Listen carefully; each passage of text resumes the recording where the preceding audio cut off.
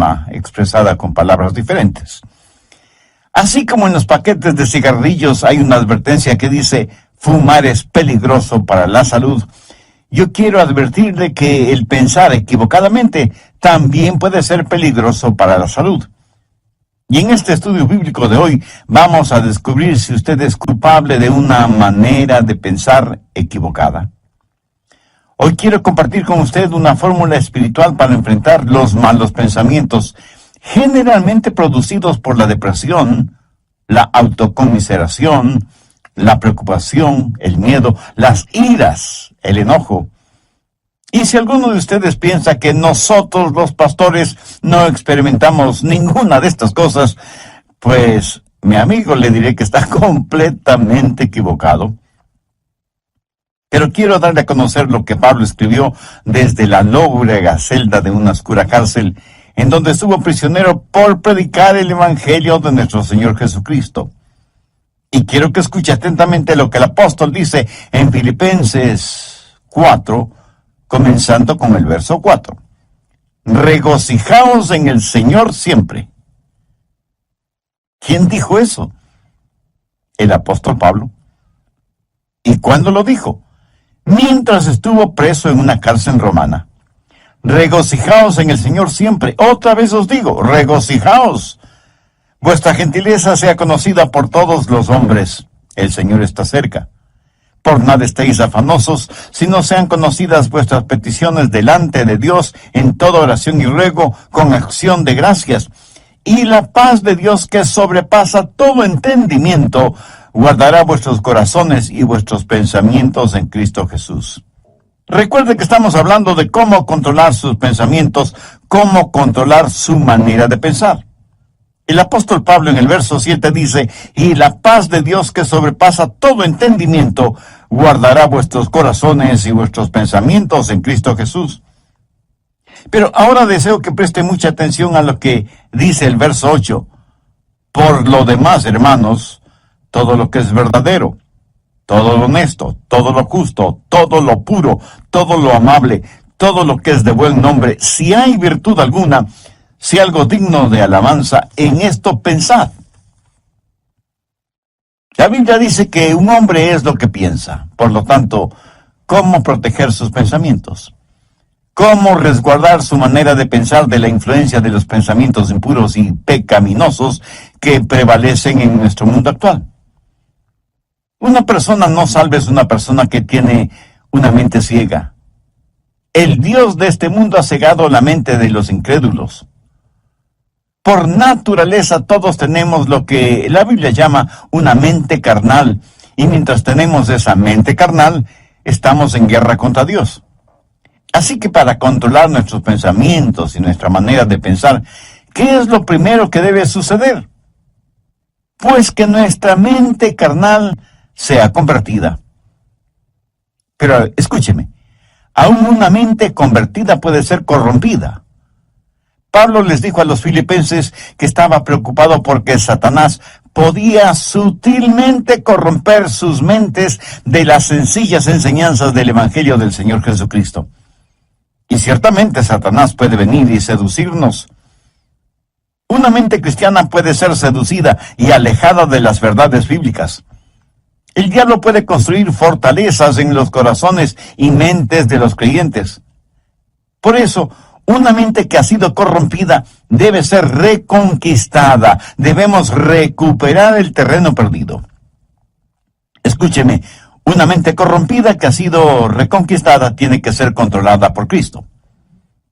El Señor debe estar a cargo de nuestra mente y debemos aprender a escoger nuestros pensamientos, así como escogemos a nuestros amigos, si es que tuviéramos el suficiente sentido común de escoger solo buenos amigos.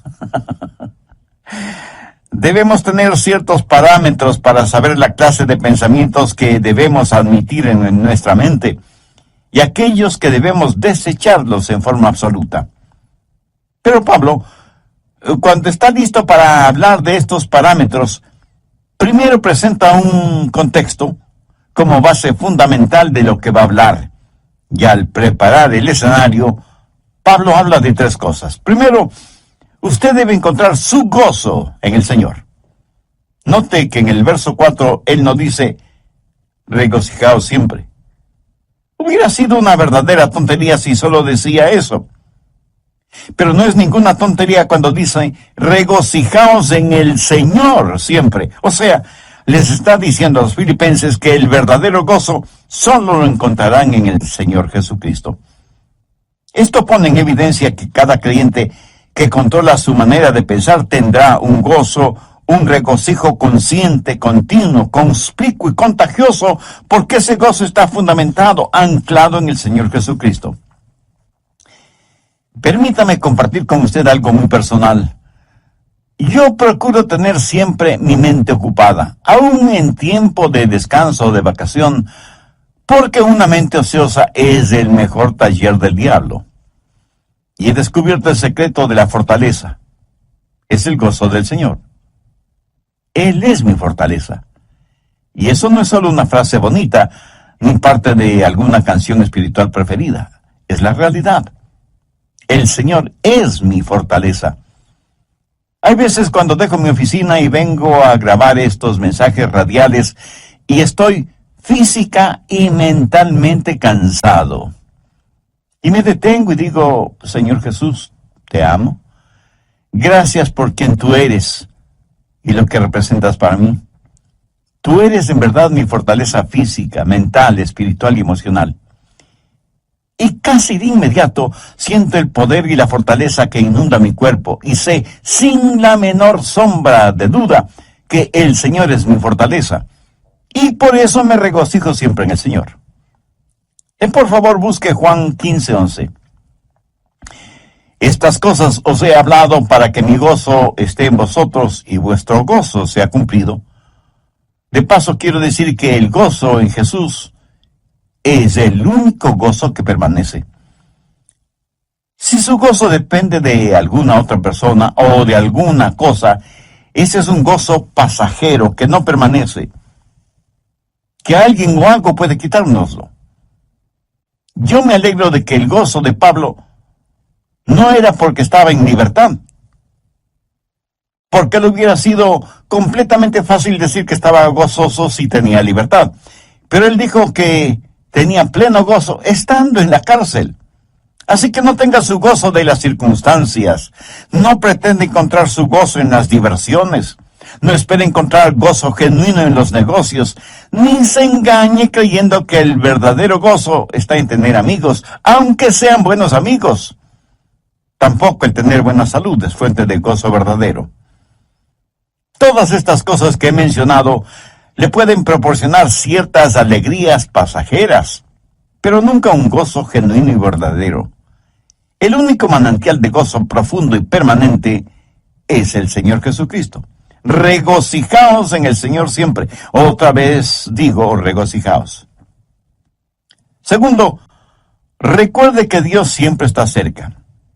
Reconozca la presencia de Dios continuamente. Pablo en el verso 5 de Filipenses 4 dice, vuestra gentileza sea conocida de todos los hombres, el Señor está cerca. Escúcheme, la expresión el Señor está cerca no es en referencia a la segunda venida de Cristo, sino que describe la realidad de lo que Pablo estaba experimentando en esa prisión romana. Y él dice, el Señor está aquí, conmigo, aún en esta celda. En Juan 14:16, el Señor Jesús dijo, y yo rogaré al Padre, y os dará otro consolador, para que esté con vosotros para siempre. La forma de tener una saludable actitud mental es encontrando gozo en el Señor y estar consciente de la constante presencia de Dios. Cuando usted hace esto, lo maravilloso es que Jesús le ayuda a llevar sus problemas. Es como si Pablo estuviera diciendo, aunque estoy aquí en la prisión, el Señor Jesús está conmigo. ¿Sabe? El Señor Jesús no vino para sacarle de los problemas, sino para vivir esos problemas con usted. ¿No es eso maravilloso? El otro día estuve leyendo acerca de unos prisioneros en la época de José Stalin en Rusia, cuando perseguían ferozmente a los cristianos y los mataban. Un grupo de 20 cristianos estaba reunido en un edificio cuando Stalin, al frente de un pelotón de soldados, entró en el recinto y comenzó a hacer una lista de quienes estaban reunidos allí. Un oficial vino y le informó que había 30 personas. Entonces uno de los cristianos dijo: oficial, está equivocado. Estamos aquí 31 personas porque Jesús está aquí con nosotros. Qué hermoso, ¿no le parece? Tercero, rehúse el preocuparse por todo. Filipenses 4:6. Por nada estéis afanosos, sino sean conocidas vuestras peticiones delante de Dios en toda oración y ruego, con acción de gracias. ¿Lo captó? Por nada estéis afanosos. En el original griego esta frase conlleva la idea de algo que se desgarra. Y eso es exactamente lo que la preocupación hace, nos desgarra interiormente. En un lado está el temor y en el otro lado está la esperanza, y usted se encuentra exactamente en la mitad. ¿Qué es lo que Pablo dice? Por nada estéis afanosos. En varias de sus enseñanzas, el Señor Jesucristo dejó muy claro que no valía la pena el vivir lleno de preocupaciones. Con las preocupaciones, nadie ha podido añadir ni un solo centímetro a su estatura, ni ha podido solucionar algún problema, o disminuir una carga, o secar una lágrima. La preocupación, mi amigo, no tiene ningún valor y además es una gran pérdida de tiempo. Consume nuestras energías. La preocupación no sirve absolutamente para nada. La preocupación no quita la incertidumbre del mañana, pero sí succiona la energía de hoy y cubre con sus oscuras nubes el brillo del sol de hoy.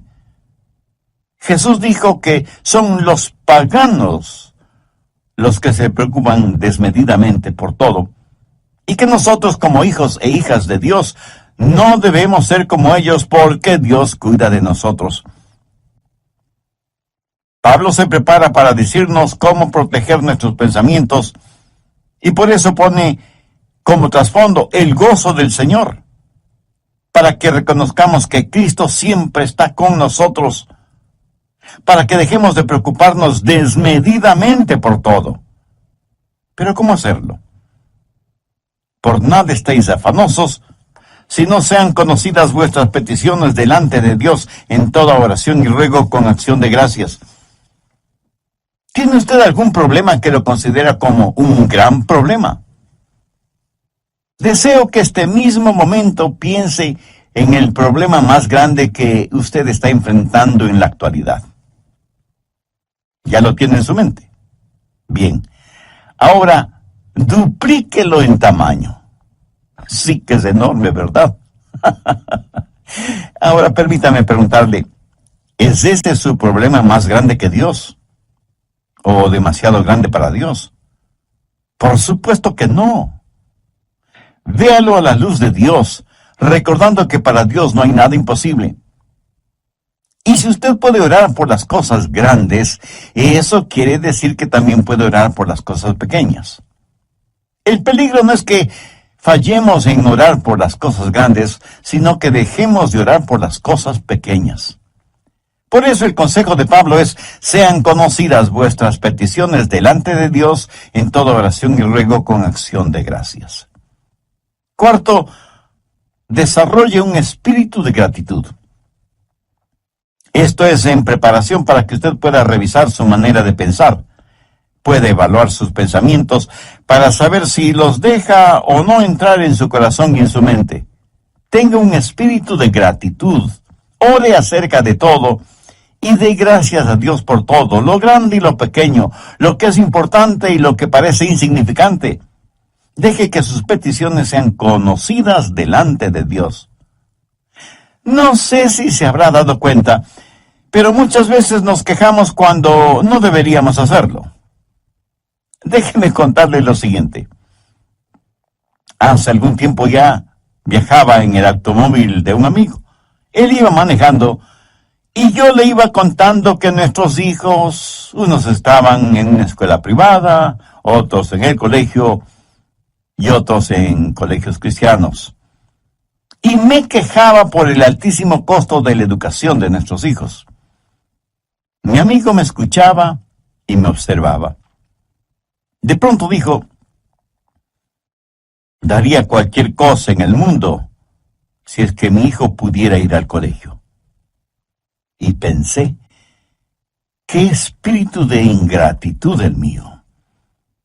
Mi amigo tenía un hijo rebelde, lo que generalmente decimos una oveja negra. Mi amigo estaba dispuesto a pagar cualquier cosa con tal que su hijo quisiera ir a estudiar. Y aquí estaba yo quejándome amargamente de cuán cara era la educación de mis hijos. Paradójico, ¿no le parece? ¿Alguna vez se ha quejado porque tiene que lavar o secar los platos? Hay muchas personas en muchos países del mundo que les gustaría tener platos aunque fueran sucios. ¿Me escuchó? Quiero decir que los platos sucios son una señal de que usted tuvo algo en qué comer. Una cuchara, un tenedor, cuchillo para comer. Mi amigo, hay millones de personas que usan sus manos, sus dedos para comer y ni siquiera tienen agua para lavarlas después. Hay que saber cultivar un espíritu de genuina gratitud hacia Dios. Ahora, todo esto no es más que el escenario para saber cómo controlar sus pensamientos. Es como el estar en un aeropuerto y pasar por los controles de seguridad que tienen sensores para detectar cualquier objeto que pudiera considerarse peligroso o algunas sustancias prohibidas que algunas personas tratan de pasar de contrabando. Los servicios de seguridad en los aeropuertos no permitirán que usted se embarque en un avión llevando esas cosas prohibidas. El apóstol Pablo presenta una especie de lista en el verso 8 y quiero que ponga mucha atención a su contenido. Por lo demás, hermanos, todo lo que es verdadero, todo lo honesto, todo lo justo, todo lo bueno, todo lo puro, todo lo amable, todo lo que es de buen nombre, si hay virtud alguna, si algo digno de alabanza, en esto pensad. Si usted lo piensa detenidamente, el tema cómo controlar su manera de pensar, basado en la epístola de Pablo a los Filipenses, capítulo 4, y los versos del 4 al 8.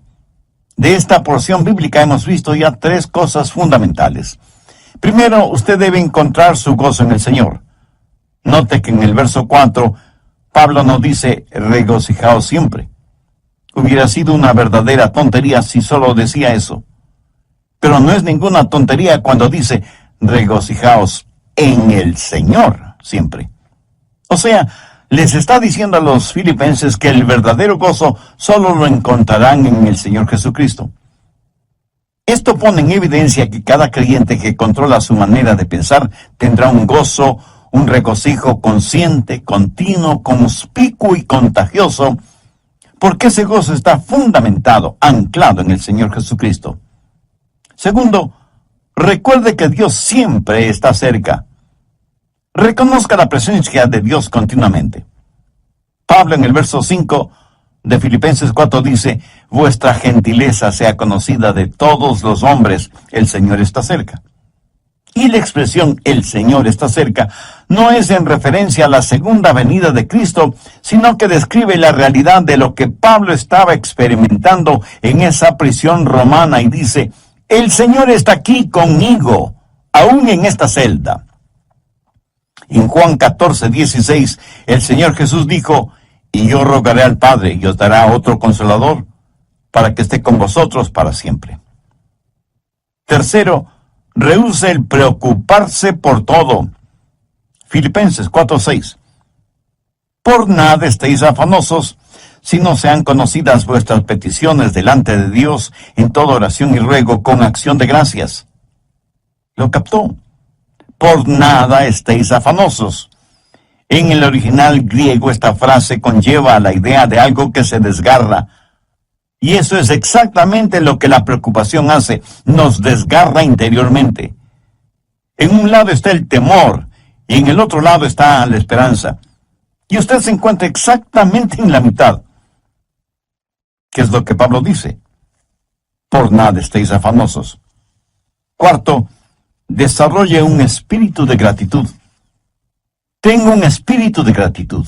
Ore acerca de todo y de gracias a Dios por todo, lo grande y lo pequeño, lo que es importante y lo que parece insignificante. Deje que sus peticiones sean conocidas delante de Dios. El apóstol Pablo presenta una especie de lista en el verso 8 y quiero que ponga atención a su contenido. Por lo demás, hermanos, todo lo que es verdadero, todo lo honesto, todo lo justo, todo lo bueno, todo lo amable, todo lo que es de buen nombre, si hay virtud alguna, si hay algo digno de alabanza, en esto pensad. Bien, ahora quiero que note algunas cosas muy importantes. Primero, la prueba de la dependencia o confianza. Aquí debemos hacernos algunas preguntas. ¿Es verdadero? ¿Puedo confiar en eso? ¿Puedo depender de eso? Todo lo que es verdadero. ¿Sabe que vivimos en una generación que no pregunta si algo es verdadero? La pregunta importante en nuestros días es, ¿trabaja? ¿Da resultado? No deje que ninguna cosa prohibida penetre en los recintos de su mente y que cómodamente se instale allí. No la absorba en su corazón, ni la haga parte de su filosofía de la vida. Si algo no es genuino o verdadero, no permita que sea parte de su forma de pensar. Evalúelo todo de acuerdo a la Biblia, que es la fuente primordial de la verdad. Segundo, la prueba del respeto. Pablo dice, todo lo que es verdadero, todo lo honesto. Y aquí la palabra honesto literalmente significa honorable. Hace referencia a cosas que son honorables, honrosas. ¿Permite usted que cosas deshonrosas se acumulen en su mente? Guarda mentalmente cosas que no son dignas de su respeto. Cosas que no son dignas de que usted invierta su tiempo en ellas. Algunas cosas no son malas porque son viles. Son malas porque son necias, tontas, estúpidas, cosas que no valen la pena. Tercero, la prueba de las riquezas. Todo lo justo. ¿Sabía que la palabra justo en este versículo significa recto, derecho, lo cual es lo opuesto a torcido? Entonces, ¿qué significa esto? Significa que usted no debe dejar que ningún pensamiento torcido, deformado, penetre en su mente. ¿Piensa usted siempre correctamente, con rectitud? En mis estudios bíblicos, predicación y tiempo devocional, siempre trato de pensar con rectitud, honestamente.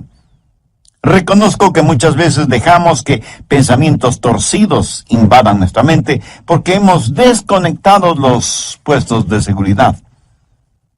Y sencillamente vamos de aquí para allá sin que nada aparentemente nos moleste.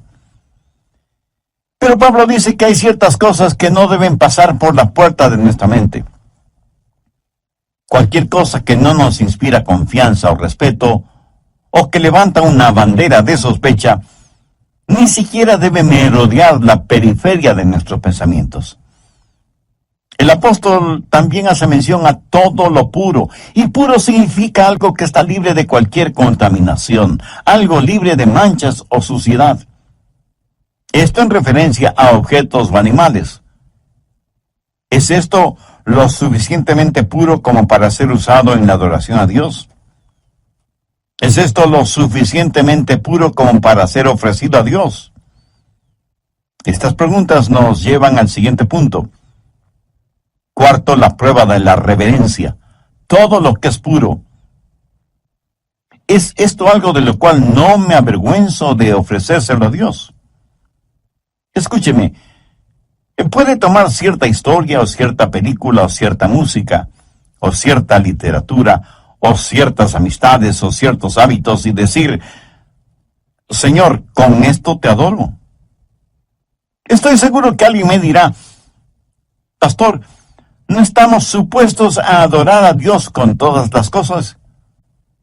Mi amigo, si piensa así, está tremendamente equivocado, porque la verdad es que debemos adorar a Dios con todas las cosas. Por favor, busque 1 Corintios 10:31. Si pues coméis o bebéis o hacéis otra cosa, hacedlo todo para la gloria de Dios. Ahora piense por un momento. ¿Son sus amistades, sus pasatiempos, su trabajo y aún su propia familia algo con lo cual usted podría decir: Señor, te lo ofrezco a ti? Hace algún tiempo estuve en una conferencia bíblica en otra ciudad y tuve la oportunidad de ver la cadena de montañas conocida como Montañas Azules, justo en la estación del año cuando las hojas de los árboles se vuelven amarillas, rojas, azules, doradas y, en fin, tienen todos los colores del arco iris. Mi esposa y yo nos quedamos asombrados y maravillados de ver la creación de Dios en toda su espléndida belleza. Y me acuerdo que dije: Señor, esta es una extraordinaria experiencia que me mueve a adorarte más y más. Este buen tiempo que nos permites tener, este regocijo espiritual interno, esta belleza que nos rodea, que proviene de ti, todo te lo dedico a ti, porque no solo está lleno de armonía y de encanto, sino de inmaculada pureza. Señor, tú eres digno de nuestra adoración. Amigo, escúcheme. Si cualquier cosa que usted hace no pasa la prueba de la reverencia, o sea, no es algo que pueda ofrecerle a Dios, no se atreva a insultar a Dios presentándosela. Si cualquier relación personal o actividad o recreación o negocios o lo que sea no tiene el distintivo de reverencia hacia Dios, ni siquiera lo piense.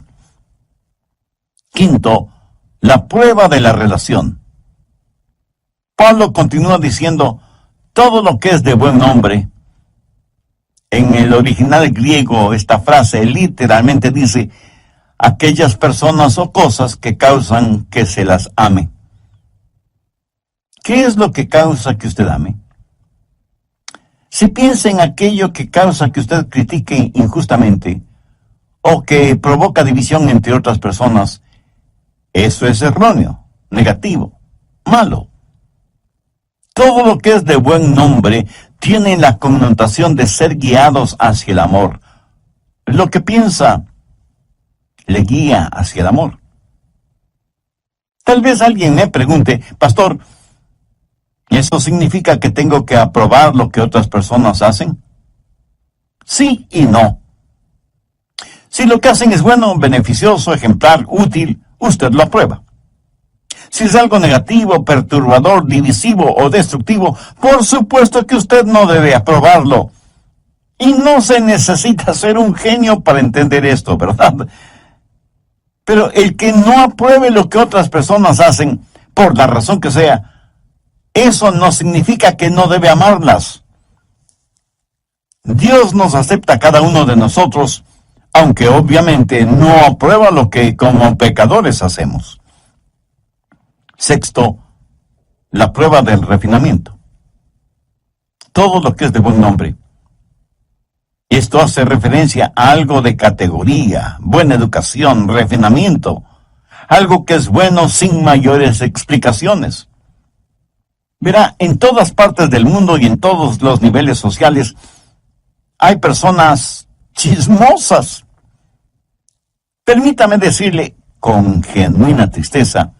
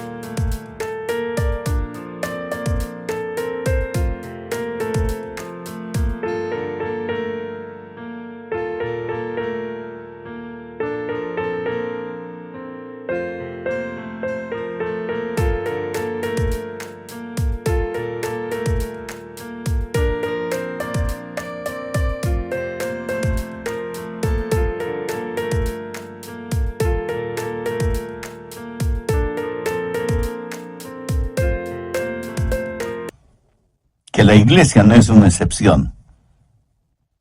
Yo creo que el chisme es una especie de enfermedad que causa la pérdida de la memoria.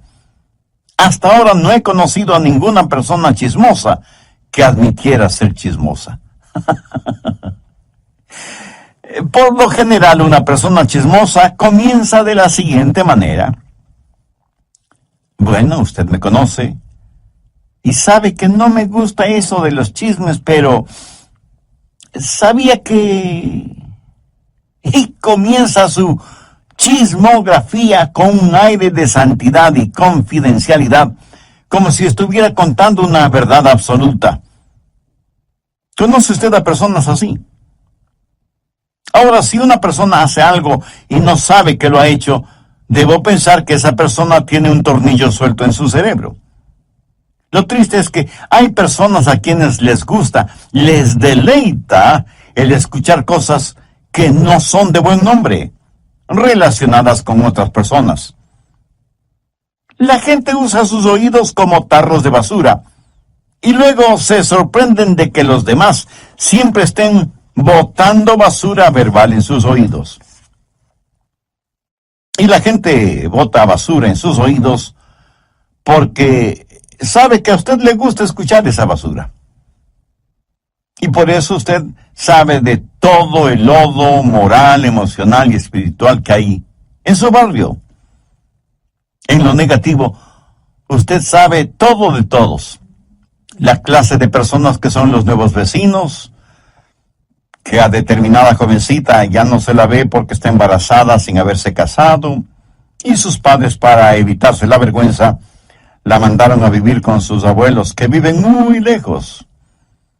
Que el hijo de los Pérez está preso por manejar en estado alcohólico, etcétera, etcétera. Y la gente permite que todos estos malos pensamientos tomen residencia en su corazón y su mente.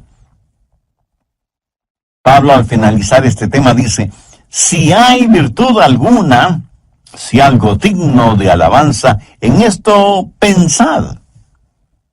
Esto es tan sencillo y sin embargo tan maravilloso.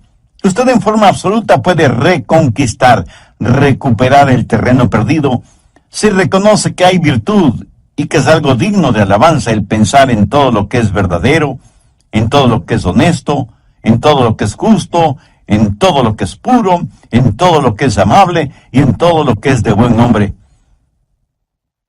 Tal vez lo que voy a decir será como llover sobre mojado, pero tengo que decirlo. Usted no tiene que pensar en ninguna cosa que no quiera pensar. Pero escúcheme, usted debe pensar en algo. Usted no puede controlar su vida mental poniendo a su mente en neutro. Debo pensar en algo. Y si no piensa en algo correcto, le aseguro que pensará en algo incorrecto. Si usted no está pensando en algo bueno, tenga la certeza de que terminará pensando en algo malo. La fórmula para no tener malos pensamientos no es tratando de no tener malos pensamientos. Por ejemplo, trate de no pensar en un submarino ahora mismo. ¿Está seguro que no está pensando en un submarino en este mismo instante? Bien, la única forma para no pensar en un submarino en este momento no es tratando de no pensar en un submarino, sino tratando de pensar en algo diferente.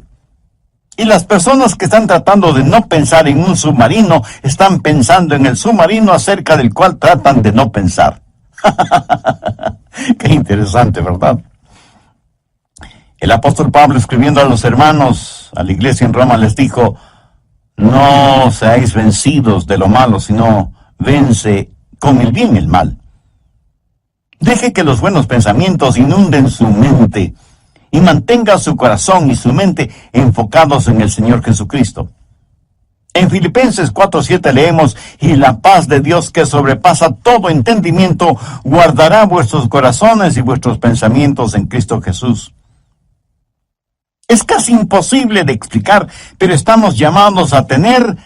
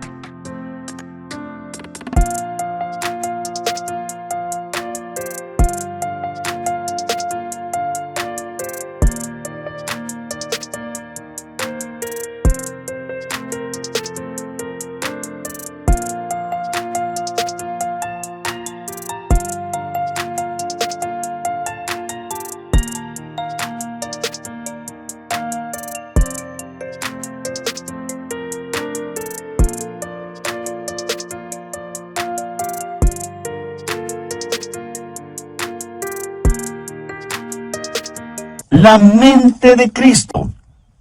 Por lo tanto, debemos aprender a tener los pensamientos de Dios en Cristo y utilizar la normativa que Pablo nos da en Filipenses 4 como punto de seguridad por donde deben pasar todos los pensamientos antes de que tomen residencia en nuestros corazones y mentes. Y sea agradecido con Dios por su preciosa palabra. Debemos orar para que nos ayude a mantener nuestros pensamientos, nuestras mentes, nuestros corazones bajo la sangre de Cristo. Entre quienes me escuchan en este mismo momento, ¿habrá alguien que quiera entregar su corazón al Señor Jesucristo? Alguien que quiera ser salvo, independientemente de la edad que tenga o del nivel social o financiero al que pertenezca. Alguien que quiera tener un verdadero propósito para vivir y una firme esperanza a la hora de morir. Si usted puede hacer esa decisión espiritual ahora mismo, si ese es su deseo, le invito a orar conmigo una corta oración. Mi oración será únicamente para guiarle. Ore con sus propias palabras y puede orar en voz alta o en voz baja o silenciosamente si lo prefiere, pero ore con fe, con sinceridad, con convicción. Querido Dios, reconozco que mis pensamientos no siempre son puros, ni honestos, ni dignos. Y esto revela mi condición de pecador, a pesar de ser religioso. Hoy me acerco a ti en busca de tu misericordia y tu gracia. Señor Jesús, sé que me amas y que quieres salvarme, y que por eso entregaste tu vida en la cruz del Calvario